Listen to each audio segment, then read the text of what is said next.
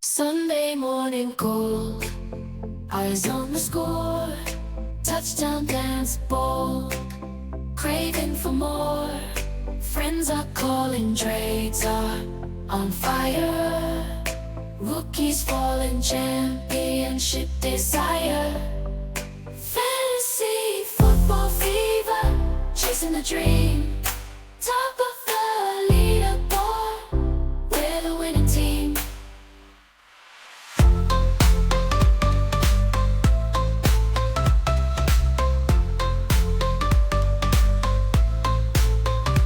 Welcome to the Fantasy Football Healers Program, a show that is lit, fire, and has lots of drip. I'm Dustin Brown, and this is Colten Palmer, and we're the Fantasy Football Healers. Welcome in, everybody. Welcome in. Dustin with the hip lingo today and the super cool Hawaiian shirt. I'm digging the outfit, man.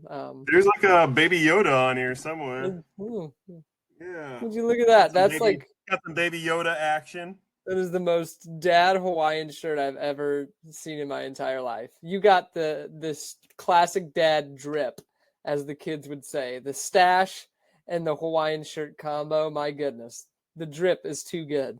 They saw me coming from a mile away. Today we had the kids' school picnic, and so I had lunch at 11:45, and then I had it again with my son at 12:15. So dose lunches, and then what I didn't understand is they didn't have ice cream this time around. So after we were done with picking them up from daycare, then we had to go out for ice cream. You wore that to your kids' school? Heck yeah. There is so much drip, they didn't know what to do with it. Oh man, when your kids get to junior high, they're gonna be like, "Wow, this is your dad." Wait till I bust out the fanny packs. I always tell my kids every single day, I'm like, I can't wait to embarrass you so much, and I'm gonna have to learn some lessons from the master here. We're gonna have to get a whole new podcast. Stick with me, Colten. You'll know all the lingo. You'll know how to present yourself, and you'll know how to introduce your kids when they meet some of their new friends. Yeah, I mean, I'm just waiting for some more of that hip lingo you got on the back burner. You're gonna be staying strapped with those. No cap, Colten. No cap.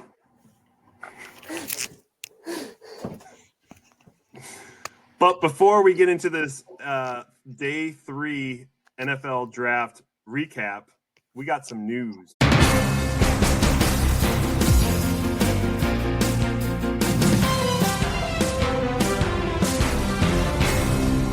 Colten, the biggest news that has broke this week is none other than Pickens being traded to the Cowboys for a 3rd-round pick and a pick swap.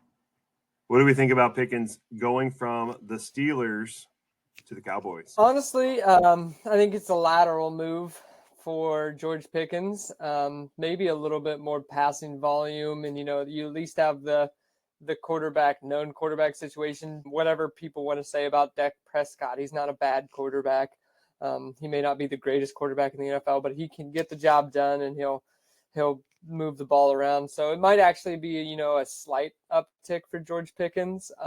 The big news is for DK Metcalf. I mean, Metcalf is, as of right now, is kind of alone. We don't know what Roman Wilson is there at Pittsburgh. And other than Roman Wilson, there's not a whole lot sitting there. So as of right now, it's just DK and DK alone. So big news for him, and George Pickens maybe just a slight uptick. I think you're completely off with the whole George Pickens thing.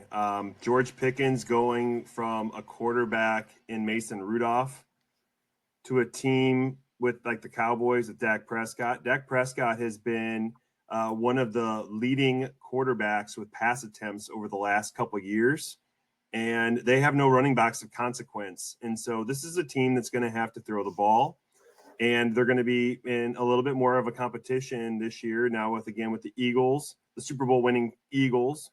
You've got Washington Commanders. They've ascended very quickly.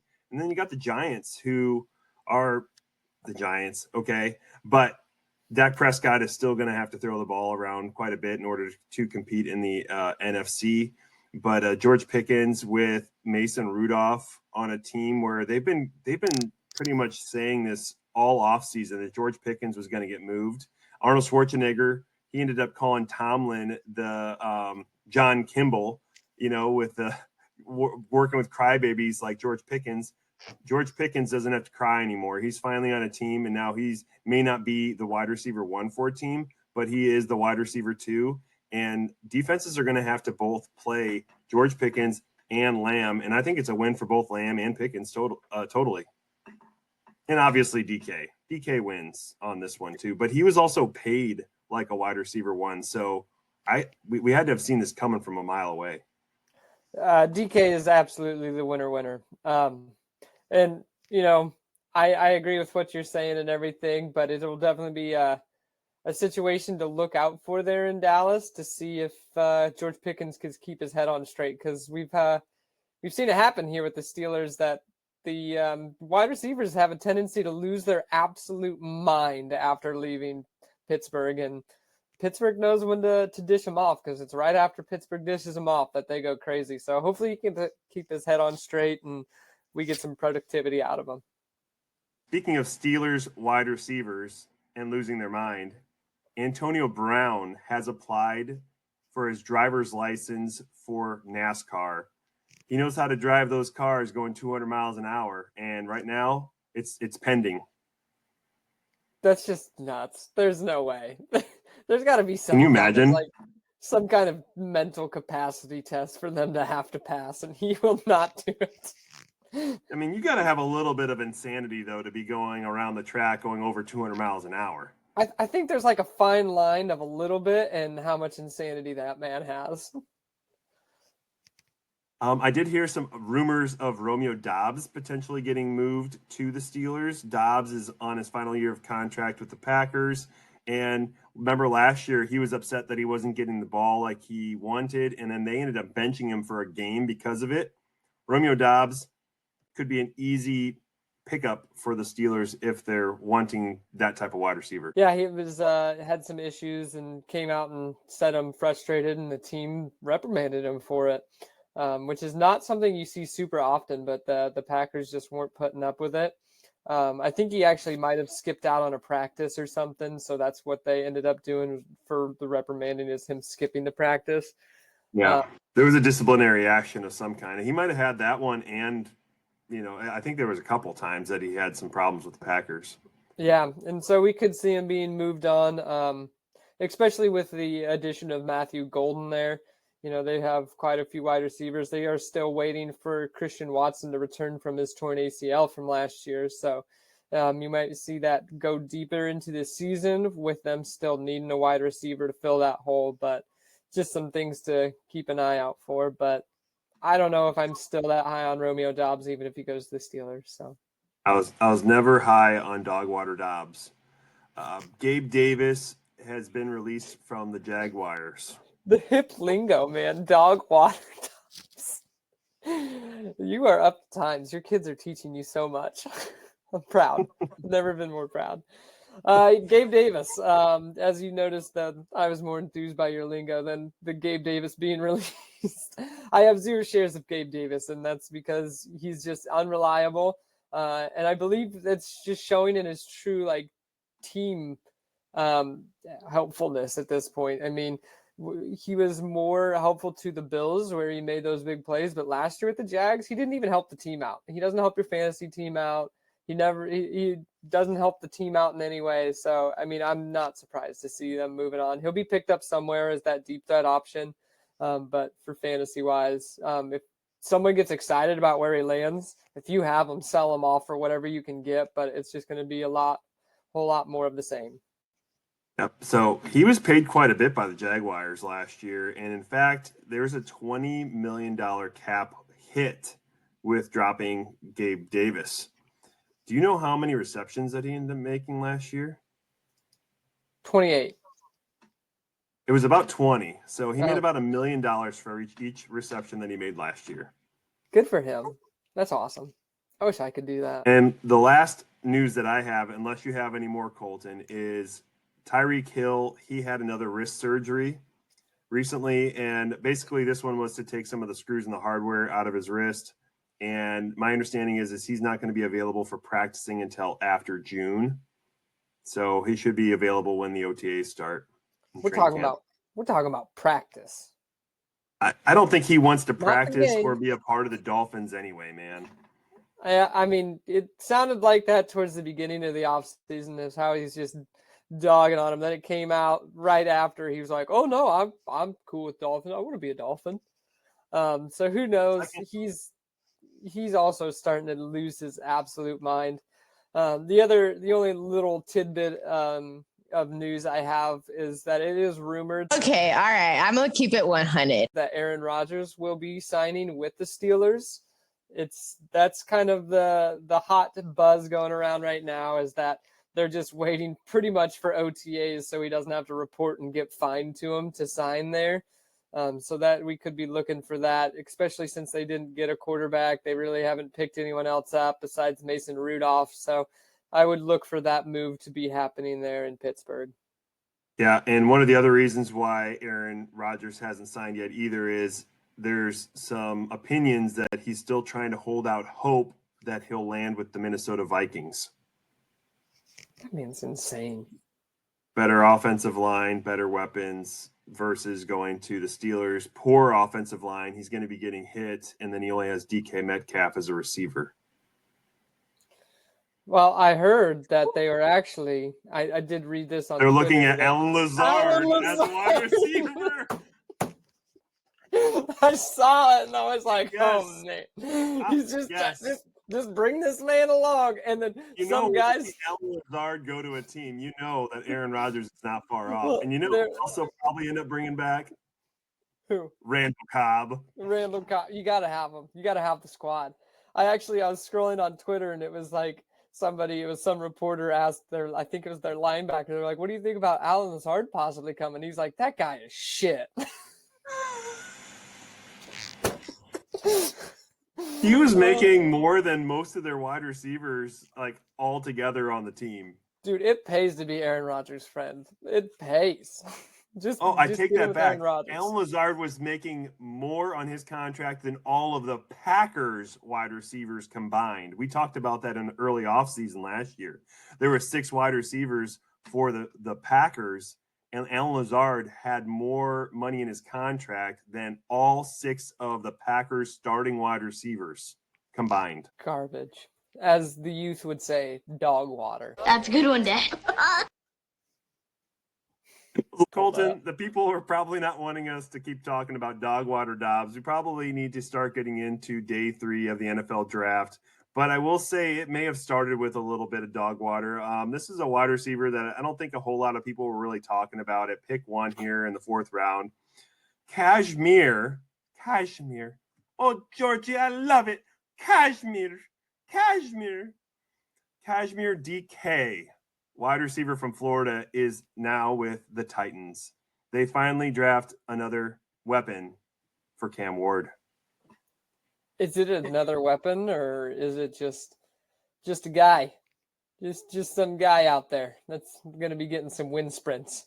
He's not the guy that I'm going to be targeting for the Titans wide receiver core. And if you have been following the Fantasy Football Healers, you'll know which guy I'm targeting for the Titans. But we'll hear about him a little bit later.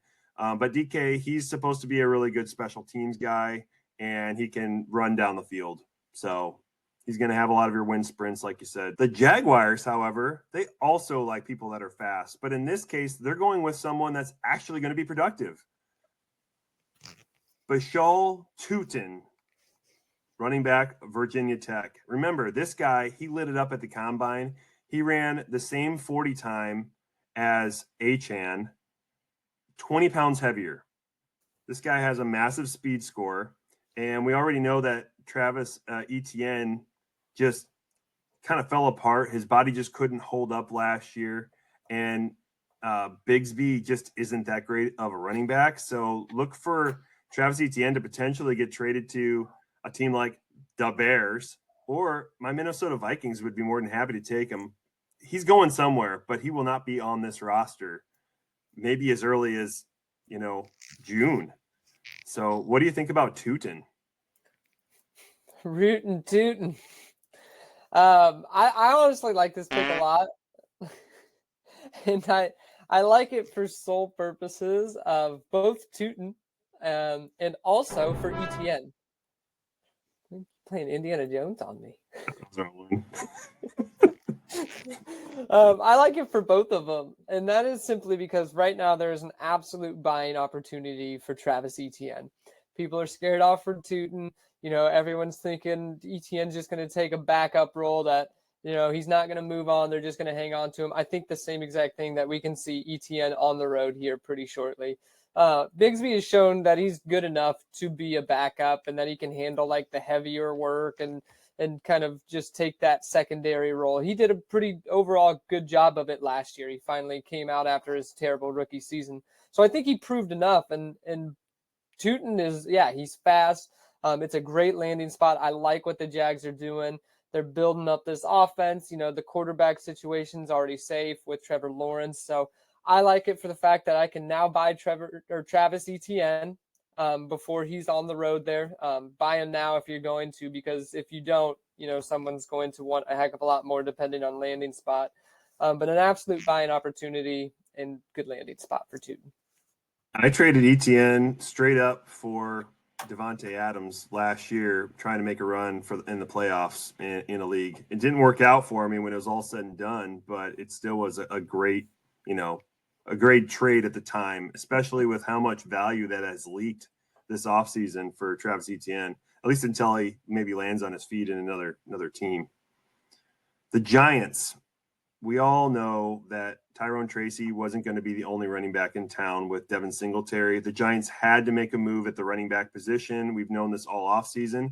They actually go for a guy that we both were fairly high on in Cam Scadaboo. And correct me if I'm wrong, but I believe you were the highest on Cam Scadaboo. I mean, you had him, top 5 running back? 6, I think. I think I ended up at 6 with him. I knew he was high. Yeah, tell us why you like Cam. I like Cam a lot, and I like the landing spot even more. This backfield is wide open. I mean, we got Tyrone Tracy there, but he's more of that speedster, pass-catching back. Cam Scadaboo can kind of do it all, and he can be a workhorse back. He's big enough to handle the workload. I liked how shifty he was. He was only second in contact balance behind Ashton Genty. He was able to pinball and make people miss and bounce. I mean, he just had a full skill set to be a workload back. Tyrone Tracy is an older back. I mean, he came into the league and was already 24, 25 last year. I can't remember. Yeah, he's about 25 now. He's 25 now. So he's an older back, and Cam Scadaboo is only 22 years old, 21, 22. I think he's one of the younger backs in the league. But a good landing spot with a rebuilding Giants. Not a lot in that backfield going on besides having to beat out Tracy. So I like the landing spot a lot, and I like what he can do, and the fact that they can use him pretty much right away and as a workhorse. Yeah, I liked Cam Scadaboo, especially watching the Peach Bowl this past year. I mean, he at least he was the team for the Sun Devils in that game, and they just couldn't stop him. He was receiving, he was catching, and he was running it in, and he just couldn't get stopped. So he was really fun and fantastic to watch, and it'll be interesting to see how he can help, hopefully bring the Giants back to relevance. The Raiders at pick 6 in the 4th round, they go with a wide receiver in Deontay Thornton Jr. I personally don't know a lot about Thornton Jr. Other than he's 6'4" and he ran a 4.3 40 time. And so this just seems like a guy that's just going to be stretching the field. They needed a field stretcher. We already know that they got Jack Besh earlier on, and they also got Myers and Brock Bowers. And so this just feels like a guy that's just trying to open the field for the Raiders. Yeah, it definitely feels like just a little depth piece and someone as a field stretcher that can maybe make a couple deep balls off my fantasy radar. Speaking of field stretchers, the Jets also decided to go with a field stretcher in Arian Smith. He was the wide receiver from Georgia. He just was one of those guys that just did the big play threat down the field. Unfortunately for him, he lands with the Jets with a quarterback that doesn't throw the ball down the field. and barely throws in general with Justin Fields. Is this also a guy that is off your radar? I wouldn't call him off my radar. He's had a lot of hype build up on him. So, I mean, as a super late round dart throw, or even quite possibly undrafted, just kind of depends on how much people have hype how much they build this hype on off season. Justin Fields is not the forever quarterback here. I don't see that. I don't see anyone that projects that as their future is Justin Fields remaining and being the quarterback. So, maybe he gets a year under his belt and kind of turns it around next year. Definitely somebody that is just a field stretcher and would be the deep ball kind of thing, but at least not off the radar just because of the hype. So he's kind of there as maybe someone I could stash for a year. And if he makes a couple of good plays and shows a couple of things on my taxi squad, that makes me a little happy. But other than that, I wouldn't be expecting him to be any kind of other asset. There's a little bit of a running back run that goes here. At pick 12, the Panthers get Trevor Etienne. At pick 14, the Texans go with Woody Marks. And at pick 15 in the fourth round, the Rams go with Jarquez Hunter. Of these three, which one has more fantasy relevance in your opinion? Yeah, that's actually a little bit of news we did not touch on real quick. That is that Jonathan Brooks has been placed on the PUP list, and he will be out for the whole entire 2025 season, completely gone, not eligible to return this year. So them making that move for Trevor Etienne, they obviously knew that Brooks was not coming back for this season prior to even when they made that announcement. They knew that. And I think we all kind of expected it as Didn't well. Didn't we all know this though, Colton? Didn't we know or expect that Jonathan Brooks was going to be out this whole season? I feel like this report was something that we were all just waiting for, and it was just kind of like, we're going to finally just push the button and just let you know this is definitely what's happening. Yeah, that was exactly what was expected from all of us. So the signing of Trevor Etienne, back up Chuba, give him a break here and there. Not a bad pick. Someone as a stash. I mean, there's nothing besides Chuba in that backfield. Miles Sanders is now on the Cowboys, so he's not there. You have Raheem Blackshear, I believe, is like the third string. Who's the second one? Dowdle, Rico Dowdle. Oh, well, I doubt he'll make a big difference. 1,000-yard rusher last year, sneakily from the Cowboys, and so, ETN here could just be a just-in-case asset, or if they're like, hey, we're not really as high as what we thought on Dowdle, and, he could certainly slip in there. I think he's, kind of sneaky. He's only 20 years old. He came out early. He was an early declare. Yeah, so definitely a nice little ad there. And from what I saw in our drafts that I've been doing and our mocks I've been seeing, he's been going like late third to even late fourth. So, I mean, you could easily have a little sneaky upside with someone in a kind of a shaky running back room behind Chuba. I'm not dissing on Chuba. Chuba's my boy. But behind Chuba, there's not a whole lot else. So you like him more than like Woody Marks or Jarquez Hunter? I like Woody Marks the most out of these three. I guess definitely goes Woody Marks, then ETN, and then Jarquez Hunter. Woody Marks landing in a spot like once just similar to Trevor Etienne.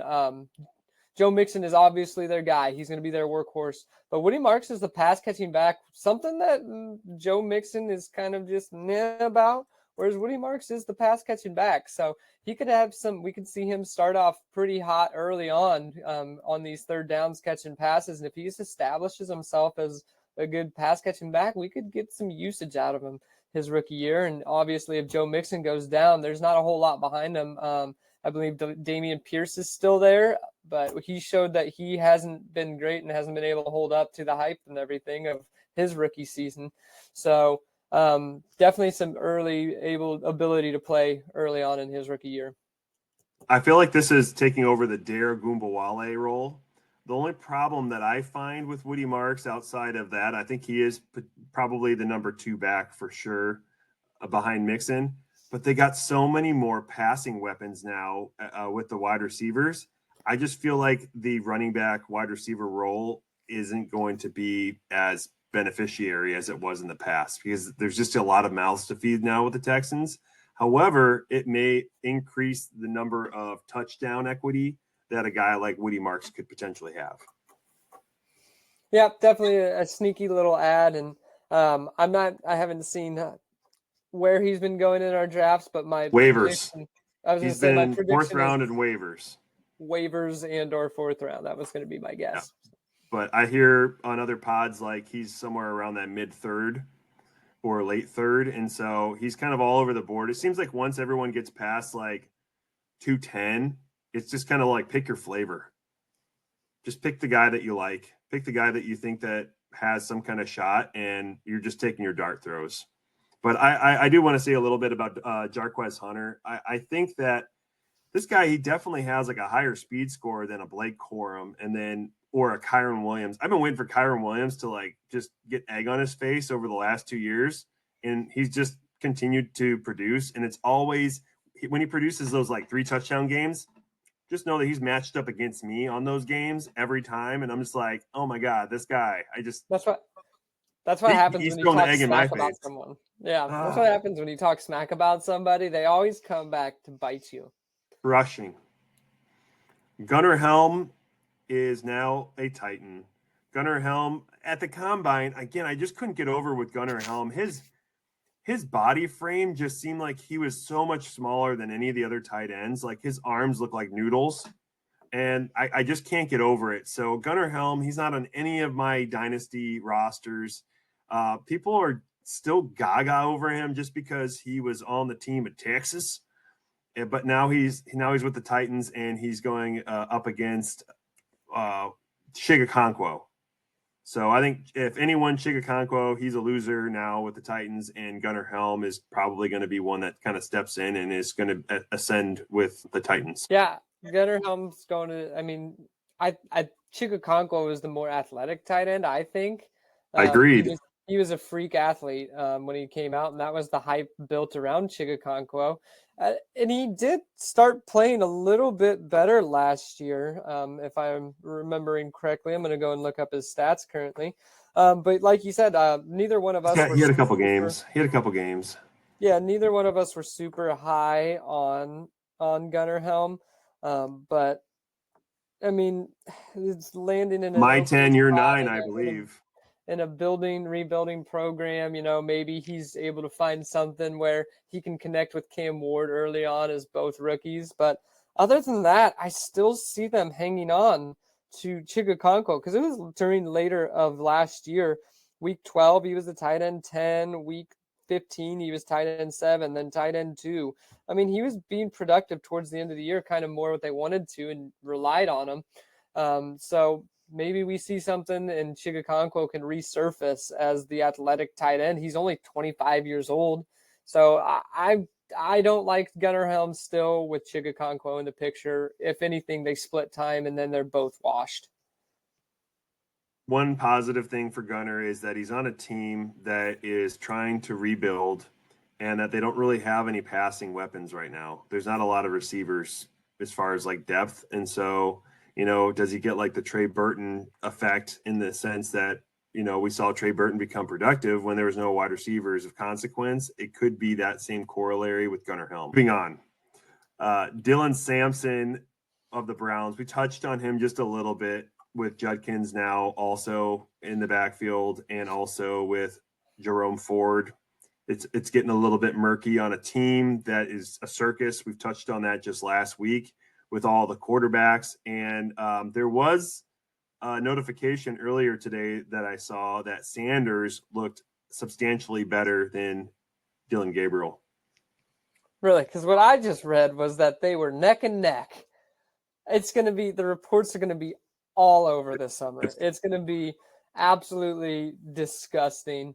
I am not excited about any of it until we get to see them both play in the preseason games and until Kevin Stefanski announces his starter. I don't know if we're ever going to know the truth, or maybe we hear that Sanders is, beating the crap out of Gabriel. Is it Gabriel, right? Yeah, Dylan Gabriel. Yeah, Dylan Gabriel. Yeah, right. That's Oregon. right. And we might hear that, and then we're going to hear their neck and neck. So I'm going to have a tendency to lean towards that Sanders is looking better. But, we're never going to get the truth of what's happening out of this backfield or in this backfield until week 1. Well, I just found out that the Browns are actually playing my Vikings. They're playing in London this year. And I said in week 5, and I was saying like, oh, well, isn't that something? When the Browns are finally going to be starting Dylan Gabriel at the quarterback position, it's going to be in London against my Minnesota Vikings. I don't know. I don't know if they ever will take the chance. They're going to have one game. They're not going to be able to jump around back and forth. We've seen teams do that. We're not even talking about Sanders yet. We're going to let Dylan Sampson, man, terrible landing spot because Quinshon Judkins is obviously walking in to be the number 1 here. It is a murky situation with everything. Jerome Ford was still proving that he is a capable running back. And I believe we touched on it last episode with Judkins. Sampson was at Tennessee where they play such a spread offense. He never had to play a stacked box. Maybe he gets like the third down pass catching role. He was kind of the speedster that could get to the outside and make things happen. But in a team that is a questionable quarterback situation that they can stack the box, I don't see him having much relevance. So, I mean, unfortunately, lands with Judkins, who's going to dominate. So I got a little bit of a flack on this particular player that went to Washington at pick 26 in the 4th round of this year's draft. When I said about a sleeper wide receiver, and that sleeper wide receiver was Jalen Lane. And if you recall, I enjoyed the NFL Combine. The Lane family was sitting just in front of me. They were hooting and hollering. They had all kinds of energy every time that their son was up. It was fantastic to watch. The Tesla family wasn't far off to the right as well. But it just made me just have like a special feeling in my heart for Jalen Lane. And I felt like this is a guy that could land on a team in an earlier spot than what we expected. And here he is in round 4, day 3, but round 4 of the NFL draft. And he finds himself on a team because he is fantastic on special teams. And he can produce at the wide receiver position. And this is a guy that lands on a depth chart that is also ascending and doesn't have a whole lot of wide receiver weapons outside of Scary Terry. So I'm so happy for Jalen Lane for making it here and getting drafted in the 4th round. Yeah, you know who's got him in our OG league? This guy. Ooh. I think waiver wire ad. Waiver wire ad. Picked him up for a couple bucks just because I liked the name. I liked the story. And like you said, there's not a whole lot there in Washington. You got Debo, you got Scary Terry, and other than that, you got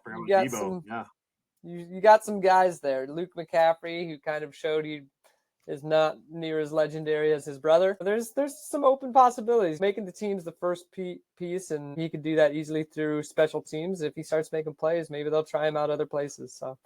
You bet. And next is Kansas City, pick 31 of the 4th round. Jalen Royals is drafted here. And with all of the rumors of Rice and his injury coming back and whether he's going to have a suspension or not, and then you have the Xavier Worthy, is he going to have a suspension for all this other extracurricular activity that may or may not have happened this offseason? Jalen Royals kind of finds himself in a pretty good situation here in the 4th round with Kansas City. Finding himself in a good situation with a bunch of troublemakers is, I guess, one way to put it. You know, I'm not super concerned. There's also news that Rashee Rice's suspension might get put off another year. They're still going through a whole bunch of stuff with the courts. So, you know, the NFL doesn't like to make their decision until all of that is done and pushed through, and it's still ongoing. So there's word that it's going to be pushed off another year.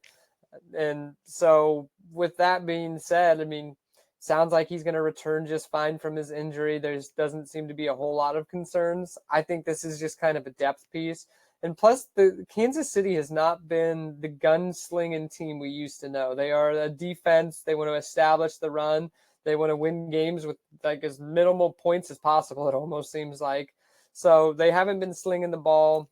I mean, I know a lot of people are hyped and everyone wants to find that that wide receiver that's connected to Patrick Mahomes, but Patrick Mahomes has never produced 2 top 50 wide receivers. Not once, not a single time. So I think Rashee Rice is going to establish himself in that role. And so, I mean, we saw him do it last year. And so what you got, you're trying to find somebody that's going to be, you're looking at an 80 wide receiver. I mean, it's just not it for me. So you're saying he's royally screwed? He is royally screwed. I'm seeing him getting drafted at the end of the second round, early to mid third round in my Superflex Dynasty fantasy league. So there's people that are really on him, and I'm hearing a lot of, podcasts that are really kind of cranking him up. Sorry, he's going a little too early for me. So I haven't had any of Jalen Royals on any of my rosters, and I've got only a couple more rookie drafts remaining, and I really don't see it happening for him. But a guy that I do have, at least in one of my rookie drafts so far, one of the three, Alec Aomanor. Titans finally get a wide receiver. Unfortunately, he dropped all the way down to the fourth round, but he finds himself in a great situation with Cam Ward, and I truly believe that he could be the wide receiver one for the Titans. Yeah, I mean, they still have Calvin Ridley there, who's starting to age out. He's a good route runner. He's good at being, a guy. You don't like him, but he was all right last year. But we talked about this when we were talking about our pre-draft things. When we were talking about our top 10, we were like Alec Aomanor. We could see him going high. We could see him falling because most of his production came from one game against Travis Hunter, and that really boosted him up. So it doesn't surprise me to see that he fell just because, the productivity was in just a few small games. So the fact that, he was at least only went in the fourth round, doesn't frighten me off a whole lot off of him, but the landing spot, hopefully Cam Ward shows that he is a capable quarterback and can get a little bit more excited, but he's going in probably early to mid third. Aomanor is fourth. Seen him even go in the early fourth. In the fourth, okay. Yeah. And so if you recall in the pre-draft rookie draft, I had to pick between Alec Aomanor, RJ Harvey at like the 2.8 or 2.9. I made a mistake. I went with Alec Aomanor because he was my wide receiver 3. I loved RJ Harvey, but the age got to me, and that was a mistake I won't make again. And Alec Aomanor, we're going to see here. He's in a division against Travis Hunter. And you said that when he plays against Travis Hunter, that's where he's going to score all of his points. And if I recall back a couple pods ago, he said he's going to have about 700 yards, but most of them are going to be the big blow-ups against Travis Hunter. And instead of it being Travis Hunter of the Giants, it's going to be Travis Hunter of the Jaguars. Hey, he plays them twice, so you'll get that double that production there. Yeah. We know when to play him. A guy without a lot of receivers in front of him. So someone definitely to take a shot on, especially when you're just throwing blind darts in the third anyways. We've got a guy from Mississippi, Jordan Watkins, wide receiver for the San Francisco 49ers. Anything? That was the last pick in the fourth round. It seemed like quite a reach. Seemed like a reach. The 49ers like to, know what they know what they're doing. They're probably just trying to add depth. Losing Debo, Ayuk could be on the move, so maybe just trying to add some depth here and there. They still haven't signed Brock Purdy, so I don't know what the Niners are doing, man. I have no idea. I think they're interested in Mac Jones being their starter quarterback instead of Brock Purdy because initially, if you look back, Shanahan, he wanted to draft Mac Jones at pick 3, but instead his GM ended up saying, no, we're going with Trey Lance. And then they ended up getting Brock Purdy at the end of Mr. Irrelevant draft. So Don't be surprised if you end up seeing a quarterback controversy between Mac Jones and Brock Purdy going into this season. It could possibly happen. They haven't signed them, and I still don't know what they're doing, if they're looking at maybe trying to rebuild or what. But it's definitely confusing times going on there in San Francisco. Yeah, between Watkins here or the undrafted Isaiah Naylor, who was picked up for the 49ers, I like Naylor way more. The production is whatever, but he's so much of a super athlete, and they have kind of like weird schemes and stuff with the 49ers. Like if you have like a deep dynasty bench or stash, or if you want to take one of these guys, like I'd be going over the undrafted Naylor over Watkins. Just a little interesting tidbit here. There you have it. So spoiler alert, he's not going to be drafted here. But we're going to be scrolling down, and now we're in the 5th round of the NFL draft. And finally, we've got Mr. Sanders, Colonel Sanders himself. He gets drafted at pick 6 in the 5th round to the Browns. So they got a quarterback at the 3rd round with Dylan Gabriel. They've got Sanders now in the 5th round. They had Joe Flacco. They had Deshaun Watson, who's probably not going to play a snap this year.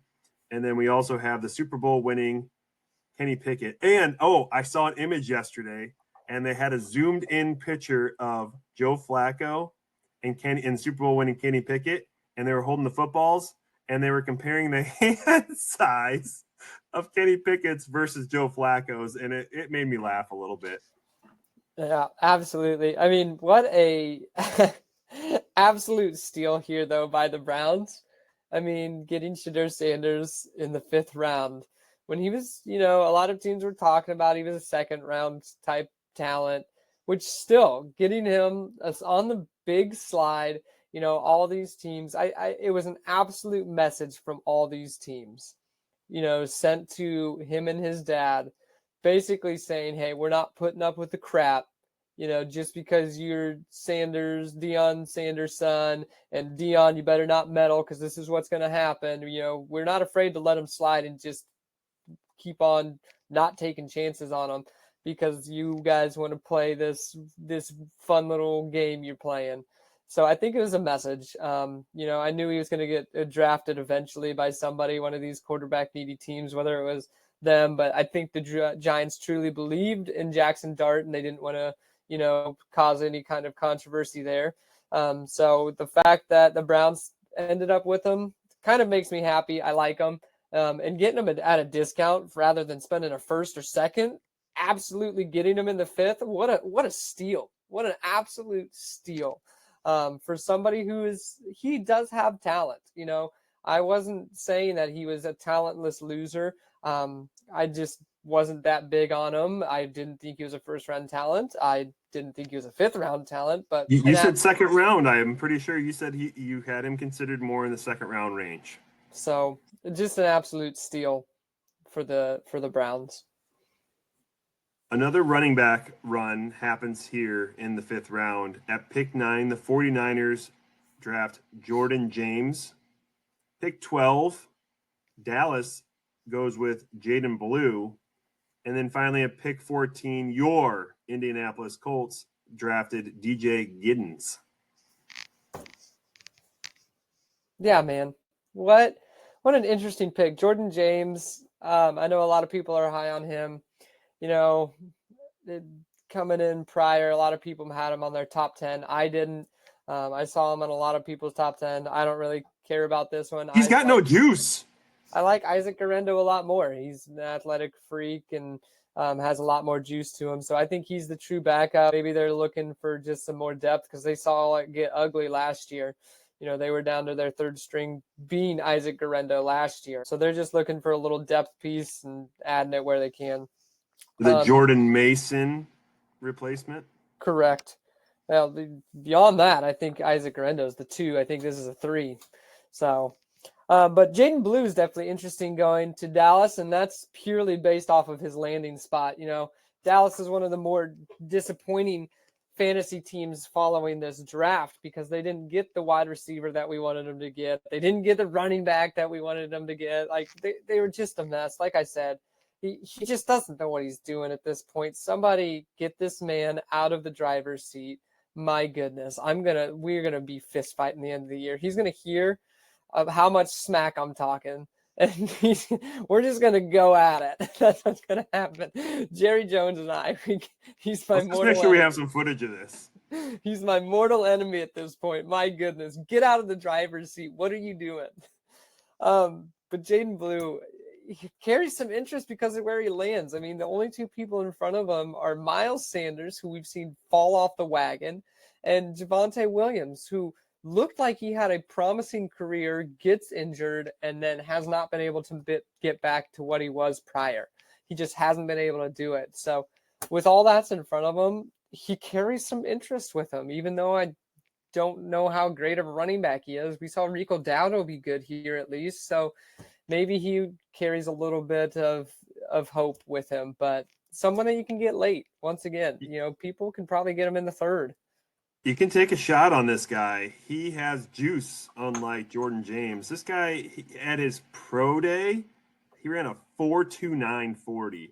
He's a lighter running back. He's a little bit less than 200 pounds, but we're seeing these 200-pound running backs be successful now in the league. And you can't just compare every 200-pound running back to Gibbs. I'm sorry, you can't. No. But you know what I'm not hearing him compared to?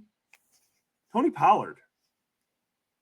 Tony Pollard was a guy who was successful with the Cowboys only just a couple of years ago. I could see him being as a producer on this team, and they certainly have all their other running backs are plotters.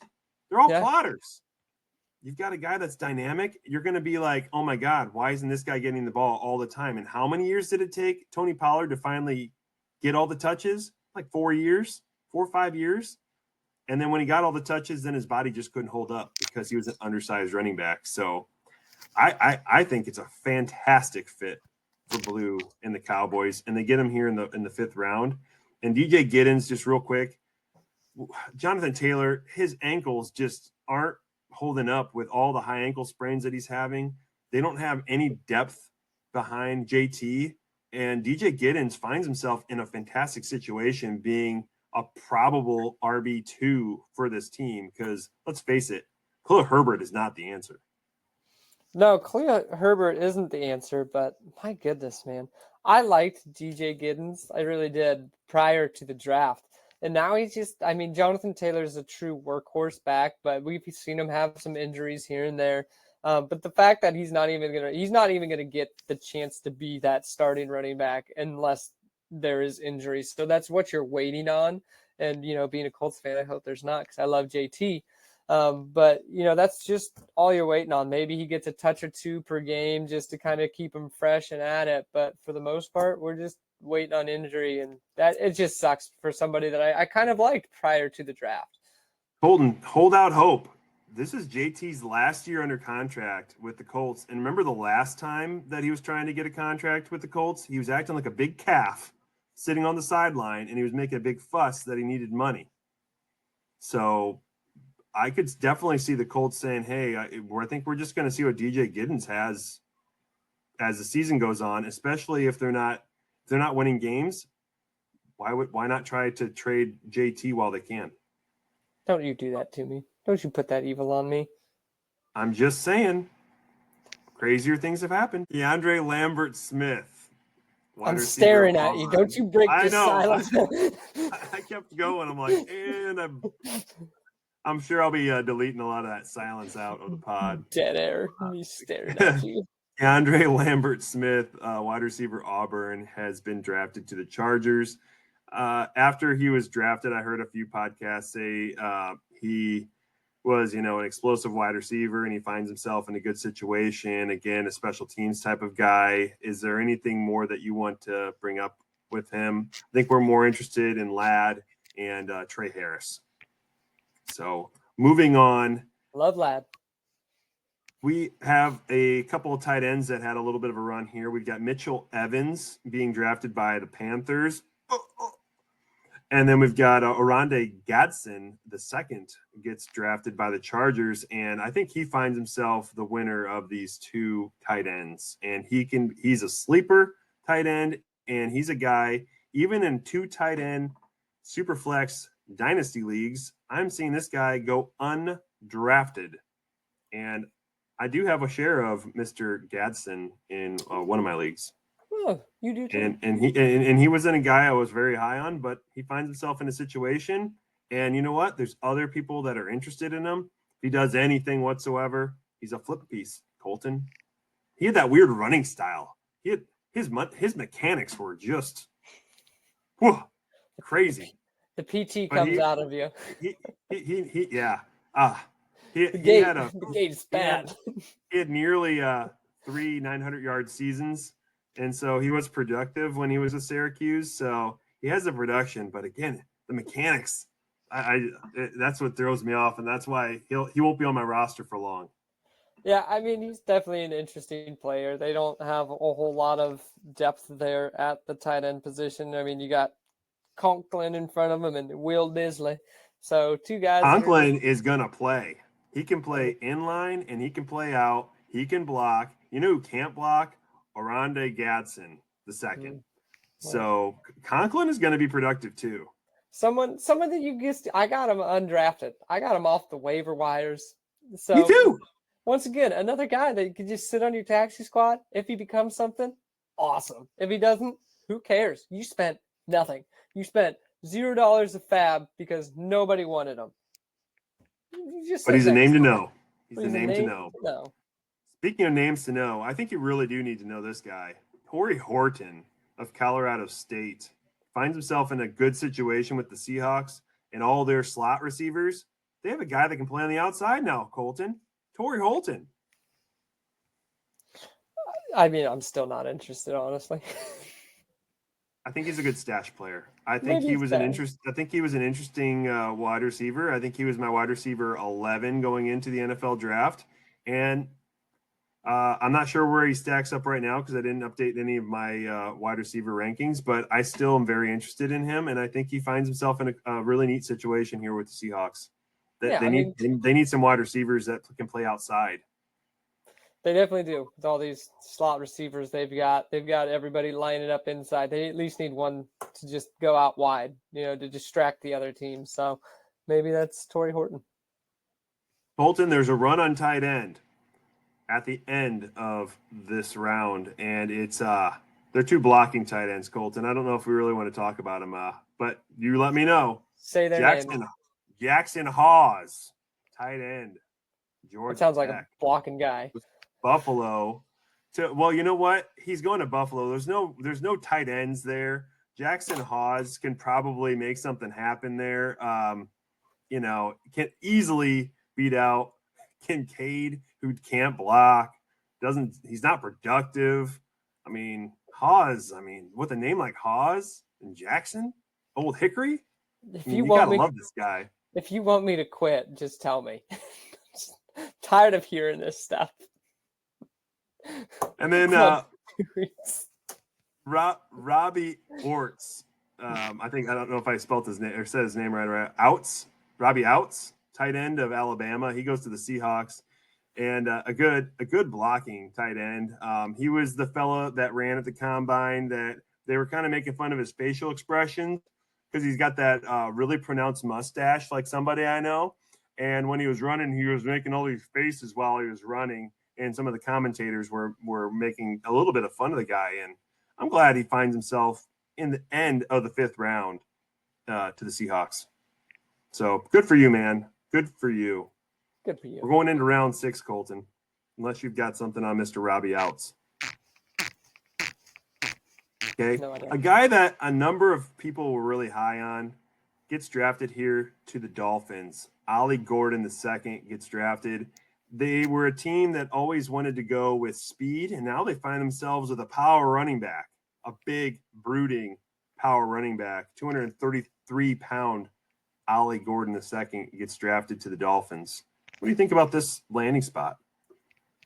Honestly, a lot of people hated it because you got Devon Achane there and Jalen Wright, who we said he'd run into a barn if it was out there. He literally runs into every single thing. He can't see. So not worried about him. But him and Achane, I think, would complement each other very well. Achane's the pass catching, quick, get to the outside.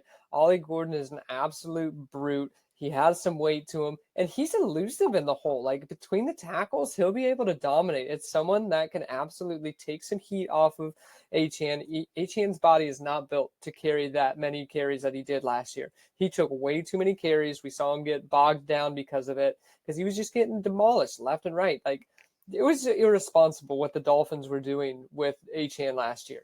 Like his body is not made for that. He's made to be, the 15 touch kind of guy that just explodes. But Ollie Gordon steps into a situation that he can handle that. He can handle those between the tackle workloads, take some heat off Achane, and let Achane do what he does best.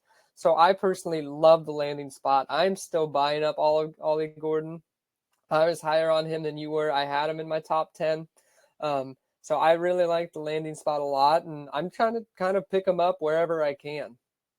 Where are you picking him up at? Like, what rounds are you aiming for Mr. Ollie Gordon?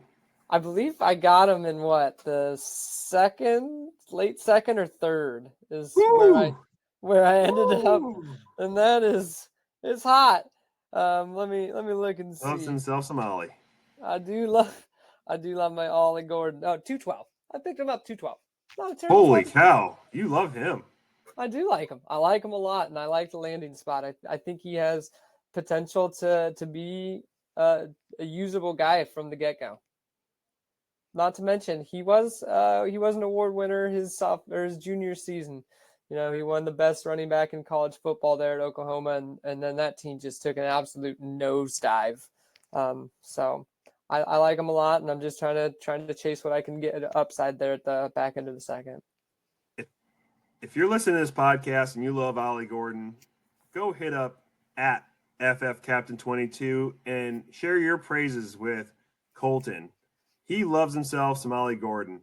And if you don't like Ollie Gordon, hit up Colten at FFCaptain22 and let him know why you don't like Mr. Ollie Gordon. I'll tell you why you're wrong. I'll tell you why you're absolutely wrong. Kyle McCord of Syracuse gets drafted here. Pick 5, 6th round. He goes to the Super Bowl winning Eagles. He's a completely different quarterback style as compared to Hurts. So I thought it was an interesting spot. But, now that they don't have the Super Bowl winning Kenny Pickett, they wanted to have somebody that can fit that mold. And, Kyle McCord, he can sling the ball. And what I didn't know was that he grew up not too far from Philadelphia. So I don't know, maybe they just saw something, a little bit more exciting there. Syracuse isn't too far from Philadelphia. Yeah. Honestly, it's no interest into me. Just a guy to know. Just a guy to know. It'll be interesting. But here's a guy that you can also draft probably at that 212 spot if you're not leaning Ollie Gordon. Devin Neal, running back for the Saints. He could be an option for you too. Also a 5th round pick. Only picked about 5 spots later than Ollie Gordon? Exactly. What do you think about Devin Neal? Do you want to know what I think about Devin Neal? Yes, Devin Neal goes to the Saints. The Saints go marching in. I freaking love Devin Neal as well. Are you going to draft him or Ollie Gordon at 212? I don't have to because I took Devin Neal at the 207. That's why I was like, really? You want to know what I feel about Devin Neal? I'm seeing him drafted there, though. I'm seeing him at the 2.7, the 2.8, the 2.9, the 2.10. Man. He's not making it past the late 2nd round. I was too nervous. So I pulled the trick. I had the 207. I had the 209. I was too nervous about who had the 208 that I would miss out on Devin Neal. And so I was like, I told my buddy, I'm like, we got to go Devin Neal because he come in and visit with me. I'm like, we got to go Devin Neal here. He's like, okay, if we go Devin Neal, we'll go Ward at the 9, And I was like, all right, cool. We took Neal there, and Ward went at the 8. Of course, he's like, seriously, we lost on Ward for Devin Neal. I'm like, hey, you're gonna eat those words when Devin Neal takes over the backfield there in New Orleans. I mean, you got an aging Alvin Kamara, and who is behind him? We've seen that they are not a fan of Andre Miller's there. Kendre Miller. They're not a fan. Obviously, they don't. He's had his chance to kind of prove himself. Can't get on the field. Actually, got like put on the IR by his other coach that just hated him in spite of him. So obviously, there's some issues. So I think Devin Neal walks into the number 2 and an aging Kamara. And Devin Neal, man, I loved his tape. I absolutely love him going to New Orleans. So I don't have to make that choice because I'm taking Devin Neal at the 207. I'm high on both of them. There's a couple quarterbacks that get drafted fairly close together, and there's a running back kind of in between. I'm going to go with the 2 quarterbacks here first. Will Howard gets drafted by the Steelers. He finds himself in an excellent situation because all he has for competition is Mason Rudolph at this time. Aaron Rodgers has not signed here yet. And Riley Leonard gets drafted by your Colts. Leonard gets to compete against Indiana. Why?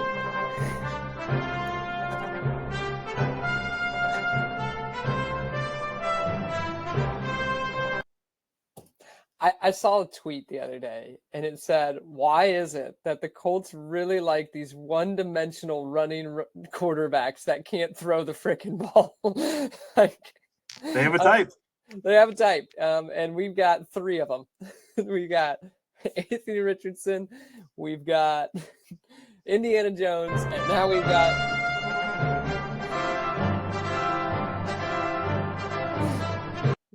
and now we have Riley Leonard. So, my goodness, what an absolute mess. Man, Colton's not high on Indy, or you're not high on Riley. I was never high on Riley Leonard. No, I wasn't high on him pre-draft. He looked like a guy that was just is like begging teams to draft me. Please draft me. Please draft me. No. Desperate. Definitely desperate. But he's going to find himself on this team because you can have 3 quarterbacks now. You can have an emergency quarterback, and he's basically their quarterback 3 now. Wash, rinse, repeat, Let's just try it again. So the running back that went just before Riley Leonard was actually Khalil Mullings of Michigan, and he went to the Titans. He was not a running back I was really aiming for before the NFL draft and not really after the NFL draft. And again, he's the situation as far as running back situation, it's only Tajay Spears and Pollard that are really there. I don't want anything to do with Khalil Mullings. No, me neither. Mall. You won't even mulling it over. That's all I have to say about that. A running back, though, that I have some interest in, he was like my running back 23 going into the draft. He finds himself in a good situation. The Bengals, Tajay Brooks, Texas Tech. I could see him having some touchdown opportunities with the Bengals. They have a very poor defense. They're going to have to completely rack up the points on offense. And Chase Brown can't take all the carries. So why not Tajay Brooks? Yeah, definitely with the landing spot carries a little bit of interest. Once again, he's another guy that's looking at going to waivers. So you don't have to really spend a whole lot, a waiver run through, a couple of fabs. One of the guys in our leagues must have really liked him. He spent 15 fab on him. But you don't even have to usually throw that at him. So who was that? It was Zach. He needs running back help. Yeah, he does. So he needs a lot of help everywhere too. So I get it. But I mean, someone that, once again, taxi squad, let him sit and see what he does, especially, Chase Brown. You do still have Zach Moss sitting there who's getting paid, so he'll still get some usage. So it might take a couple of injuries or whatnot, but, just an interesting ad to sit on that taxi squad. This is a quarterback I've never really heard of. When we have our Decode the Quarterback guy back on, Zach, later on this offseason, maybe he can tell us a little bit more about some of these speculative quarterbacks that were actually drafted to some of these teams And one of those guys being Graham Mertz of Florida being drafted to the Texans.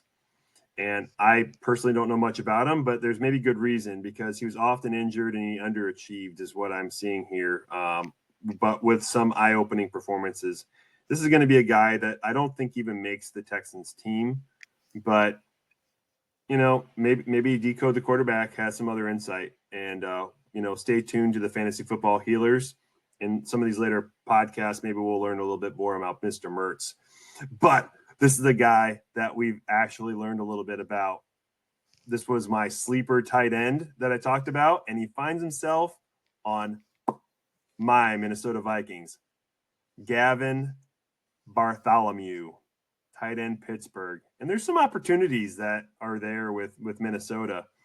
They also got a undrafted, I think was it Ben Stovers that ended up also on the team. Anyway, Gavin Bartholomew, he only had like 300 yards or so each year. He had some leadership qualities. He's probably more of a blocking type of tight end, but I personally liked him. I liked what I saw, his leadership skills. I liked that he was zoned in, and I feel like he's going to be more of an NFL like football player than an actual fantasy football player. But shout out to you, man. Congratulations getting drafted by Minnesota Vikings.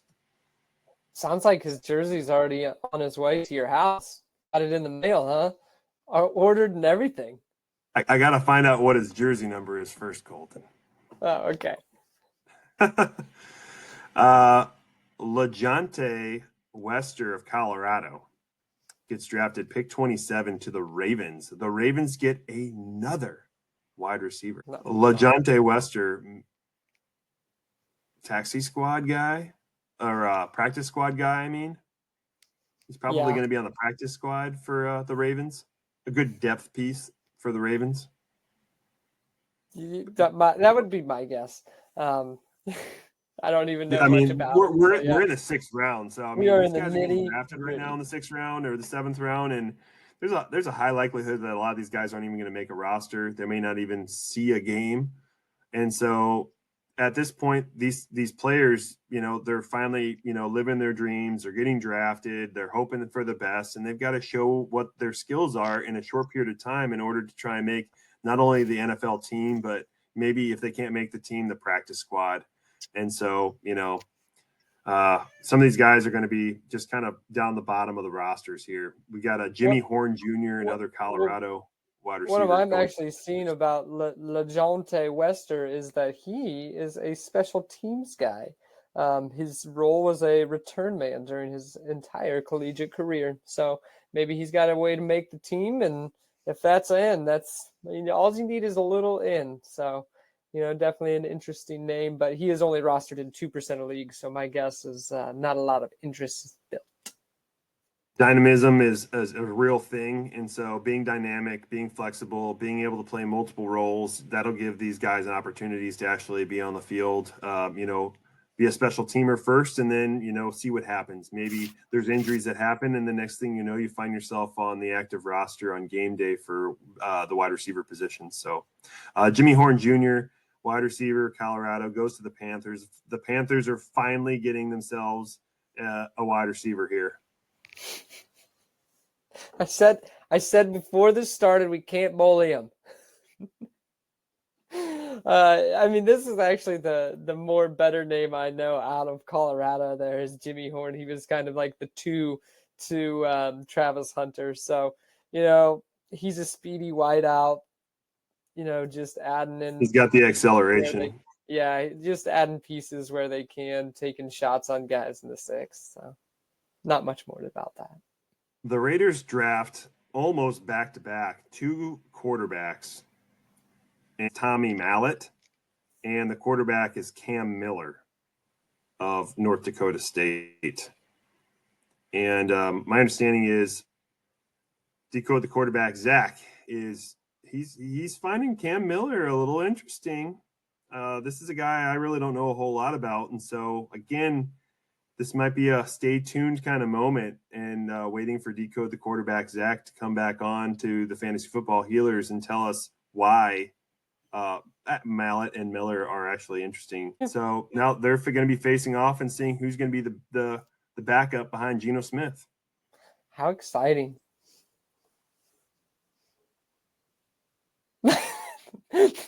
That's all I have to say about that. He's so excited. We're on the final round, Colten, of the NFL draft. And the third pick in the 7th round goes to the Giants. Thomas Fedone II is drafted, tight end from Nebraska. He's a blocking tight end. He's a bit raw. And we already know that they have Theo Johnson there and Bellinger that I've always had hope for and just hasn't produced. Oh, and the Dulcich, Greg Dulcich. He also has landed with the Giants. So honestly, I think Greg Dulcich is probably the name to know out of all those three because I don't think Theo Johnson's going to be ready for the opening season. He got hurt too late in the season. So yeah, if you're looking The for Dulcich. any amount of, man, that dude looks like Weird Al Yankovic, and I love it. He does. I just love it. A running back that was kind of a running back darling for most podcasts that I've listened to pre-draft falls all the way down to the 7th round, 7th pick of the 7th round to the Seahawks. Damian Martinez, the Miami running back. He fell hard, and now he's finding himself behind two great backs in Walker and in Charbonnet. And so, what do you think about Mr. Martinez? Yeah, I mean, there's a lot of people really liked him out of Miami. The landing spot couldn't be the worst place possible. We have two established backs, Kenneth Walker, who they've just come out this offseason gushing for, the new offensive coordinator, and Zach Charbonnet, who's proven himself to be a very, very good running back too for the team. So, walking into that situation where both you guys are established, now Walker has had his injuries and likes to miss time every single year. So maybe he's able to show a little bit, but other than that, you're once again hoping on some injury, but I don't see much hope for him, honestly. We might have made a mistake here, Colten. We were talking about Purdy not having a contract yet. I was talking up Mac Jones. Maybe the real answer is they wanted to, rewind the clock and get another starting quarterback in the 7th round in Curtis Rourke of Indiana for the 49ers. I think Indiana was undefeated for quite some time. So maybe they're on to something, but they can't keep getting away with this. So it's not going to happen. I think this is a running back that's a bit interesting here in the 7th round, and that's Brashard Smith.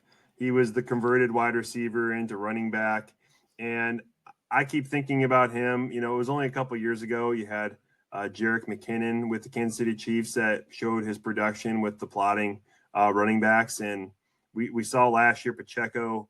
He wasn't fully healthy. He tried to get himself back in the playoffs and just didn't look quite right. He's had all offseason now that hopefully, get the wheels turning again. But Brashard Smith has found himself in a really good situation here on a team that's been competitive year in and year out. What do you think about Smith here at pick 12 of the 7th round? It's definitely interesting. The Chiefs were one that I thought could actually go and get one of the bigger named running backs, landing someone like a Devin Neal or landing someone like an Ollie Gordon, someone that there's players I like that I thought could be very usable running backs, and they go and get this guy that I haven't heard a lot about. But, Isaiah Pacheco's still there. They did pick up Elijah Mitchell in this offseason. We got to remember that, from San Francisco, who was the running back too before he got injured this year. His big thing is he's been injured most of his career, so he hasn't been a reliable thing. So I don't know much about Brashard Smith, but I do know that he goes to a decent landing spot with the fact that Elijah Mitchell hasn't been reliable and Pacheco's trying to recover. And Carson Steele showed that he's not going to really be that good. He had a super cool stiff arm in the preseason, and that's about it. That's true. And I was thinking that Elijah Mitchell was drafted in the 7th round also, but it was actually the 6th round. but he's still a young running back. He's only 27 years old. He just can't stay healthy. Cannot stay healthy, but good. The Dolphins, we've heard that, their left offensive tackle has retired. Tua's going to be fending for his life more so than what he has been over the last couple of years, literally on the field. And now they have a quarterback that they drafted in the 7th round, 15th pick overall, in Quinn Ewers. They don't have any other quarterback of consequence behind Tua. Tua can't stay healthy. Tua doesn't have a line. Quinn Ewers might be an interesting dart throw to throw at the end of the 4th round in super flex leagues or as an undrafted free agent.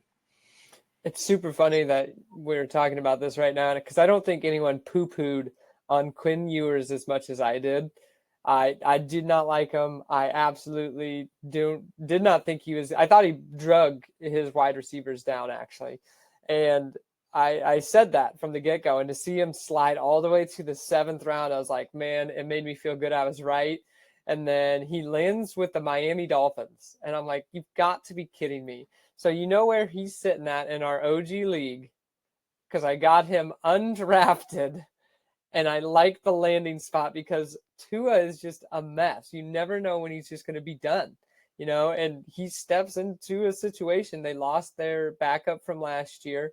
So he's stepping into a situation where, if he plays well enough and can learn, I mean, they have got Zach Wilson there as well, but he's shown that he isn't reliable. Oh, I forgot about Zach Wilson. They can that's a decent landing spot for him too. They can take the chance on either one of these guys, but still, I mean, Tua's had his issues. So it's like somebody that I can get undrafted that I can just toss onto a taxi squad. And hey, if Tua gets hurt and he gets a shot, awesome. If not, once again, I spent nothing on him.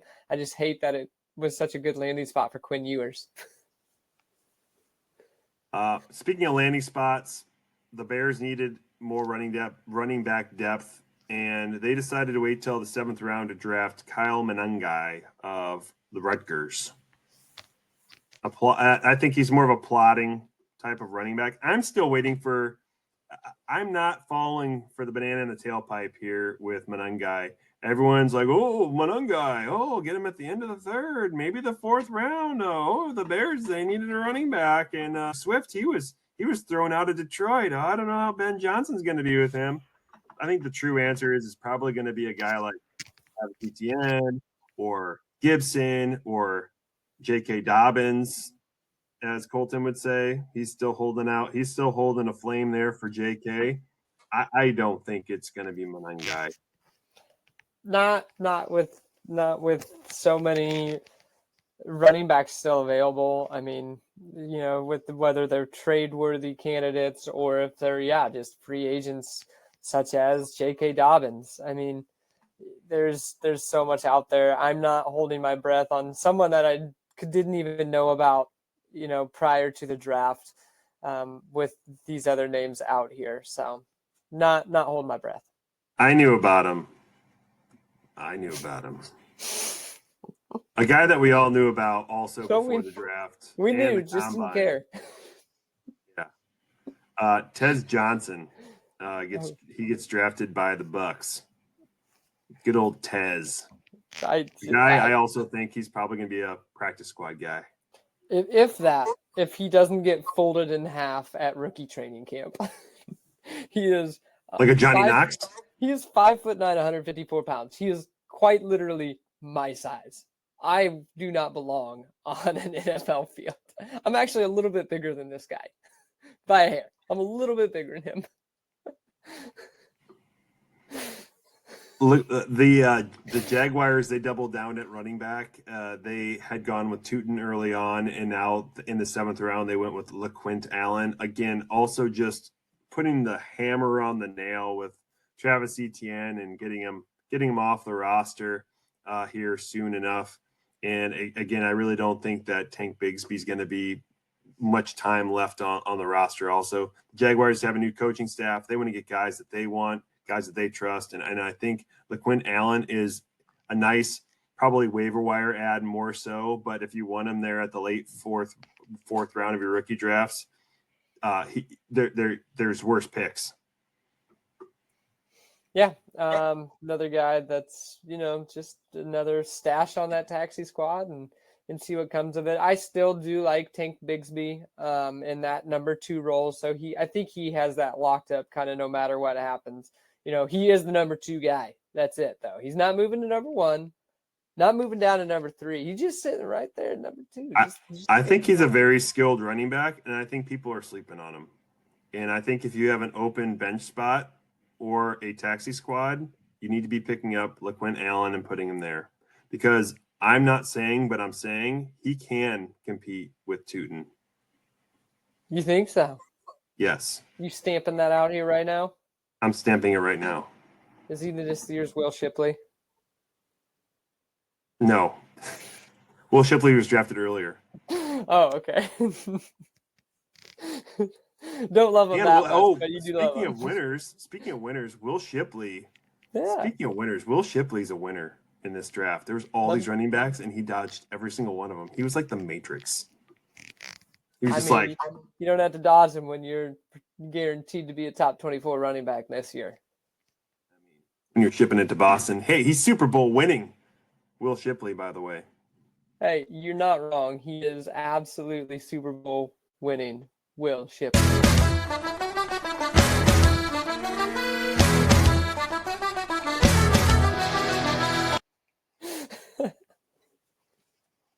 Ricky White the third gets drafted by the Seahawks. He is a wide receiver depth piece. He is a very dynamic wide receiver of UNLV. He played special teams, and he's a guy that I don't know if you're familiar with R.C. Fisher at all. R.C. Fisher is an analyst, and he's very high on Mr. Ricky White. Yeah, I mean, I've seen a couple people talk about him, and I've seen him picked up in a couple of leagues now. That I'm like, okay, I mean, whatever. If you want to take your shot, he's 6'1", 184. So he's that slim figures, but if he can get out on the wide out, the slot is locked up. You don't have no chance if you are a slot wide receiver. It is locked on this team. You have to fight 6 guys at this point. You can play wide out. You have a shot, my friend, to be on this team. So if he can go out wide, then it makes me happy to have a little stash. I think they're going to play more of the 2 wide receiver sets with the 2 tight ends that are playing. It seems like that's just kind of the Seahawks way. And, they're going to just be running. They're just going to be pounding the ball. They're just going to be running the ball. So I don't know if the wide receiver 3 is even somebody that you're really even considering on the Seahawks at this point. But situations change, Colten. Situations do change. And speaking of situations that change, the Cowboys – they still don't have any running backs, and they have decided to also draft another running back with Phil Maffa from Clemson, a big brooding force at the running back position to go with all their other platters, which means that Mr. Blue is still the running back that you should probably be drafting in all of your fantasy drafts and not any of these other guys. Not Mufasa? Not the Lion King? You don't want to draft a man that's named after the Lion King. I mean, it's close enough anyway. Or Uncle Phil. Ooh, or Uncle Phil. Hayden Prather was drafted to the Bills. I don't even know who that is. I don't know. We're going to move on, Colten. All right. And I have some of his stats and things too, but he was a guy that was pretty down the list as far as the wide receivers go.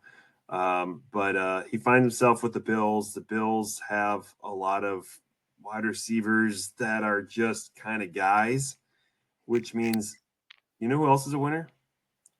Shakir. Khalil Shakir is a fantastic winner. Khalil Shakir, another Dalton winner. Kincaid. And we're moving on. Caleb Lawner, tight end, was drafted by the Broncos. Nothing to see here, folks. He's more of a blocking tight end. He's probably a guy that could make the roster for the Broncos, but it's not going to be fantasy relevant. Speaking of not fantasy relevant, although they're No, he's not fantasy relevant. Kanata Munfield, wide receiver of Pittsburgh, is now with the Rams. Kanata is not going to be making the roster. I'm Kanata be drafting this guy. Kanata fantasy relevant. Mumps the word. I mean, mumps filled. Mufasa. Dominic Lovett was drafted by the Lions. Another guy. Yeah, good for him. Not for But us. this is a guy I'm actually excited about here, Colton. Oh. This is the guy that I'm really, really excited about. He was my running back sleeper. And again, I just got shit on for both my sleeper wide receiver and my sleeper running back by Deco the quarterback. And both find their way on Zach's favorite team, the Washington Commanders, have drafted Ja'Cory Croskett-Merritt. Absolutely. So, love this guy. I know you do. So Ja'Cory Croskett-Merritt, I actually put in for a waiver wire on him, and there's two of us. I put like $5 or $8, I think. You outbid me with 14, and the other guy put 0. So obviously he is not a fantasy football healers listener, but he should be. He should be. I am 3 for 3 with this guy. But I remembered the name, and I remember what you said about him. I didn't know much. So I just remembered the name, and I was like, hey, let's take a shot. I'll put, a little bit of fab onto him. And, there's not a lot in front of him. And aging Austin Eckler, Brian Robinson's getting a little bit older. He's that consistent guy that's kind of just, he's just kind of there. He gets the job done well enough, but he's starting to get there. I think we're heading into his 4th season. So, It's what people from the late 1900s always said. He's getting a little long in the tooth, and so they needed a change. And so Ja'Cory Croskett-Merritt is that running back that you're going to want to stash. I'm telling you, pick him up wherever you can. I'm 3 for 3 in my dynasty leagues, and I'm hoping to be 4 for 4. Well, I know who I'm getting in the 4th then. In the other league that I'm with you, I don't have any picks in that league. Oh, okay. Well, I can get him. That'll be number 5. So 4 of 4, and then probably not the 5th, because by that time he will have already ascended. Colton, what do you think about that?